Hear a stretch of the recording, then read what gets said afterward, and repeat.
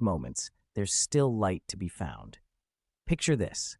It's a typical day at a Texas correctional facility. Officer Sarah Martinez, and yes, that's her real name because this story deserves to be told with full credit to her courage, is making her rounds.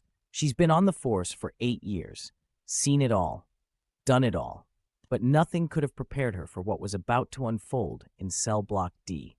James Thompson, 34 years old, convicted of armed robbery, was dying. Stage 4 pancreatic cancer. The doctors had given him maybe 48 hours. As Officer Martinez approached his cell during what would be one of her final check-ins on him, she noticed something different. James wasn't angry. He wasn't bitter. He wasn't screaming about the unfairness of life like so many others in his situation might be. Instead, he was quiet, almost peaceful. And when he looked up at Officer Martinez, she saw something in his eyes that stopped her cold. "Officer Martinez," James said softly, his voice barely above a whisper. "I know I don't deserve anything from anyone. I know what I did was wrong, but I have one request, one last wish before I—" His voice trailed off. Now, here's where most people would walk away. Here's where protocol says you don't get personally involved. Here's where the book says you maintain professional distance. But Officer Martinez didn't walk away. She stopped. She listened. And what James asked for next will absolutely shock you.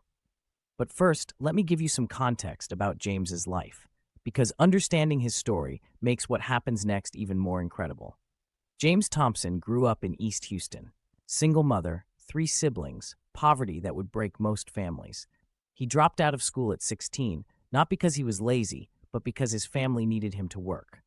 By 18, he was making more bad decisions than good ones. By 25, he was in and out of the system. The armed robbery that landed him in prison?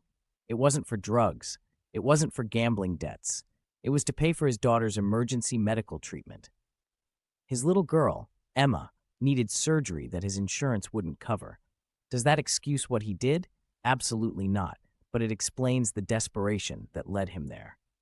The shocking request. So what did James ask Officer Martinez for? Money? A phone call? A last meal? Drugs to ease the pain? None of those.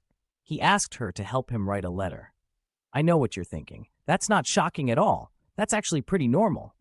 But wait, let me tell you who the letter was for and what it said, because this is where the story becomes extraordinary. The letter wasn't for his family. It wasn't for his daughter Emma. It wasn't even for the victims of his crime. The letter was for every police officer who would ever arrest someone like him. James wanted to write an apology letter to law enforcement.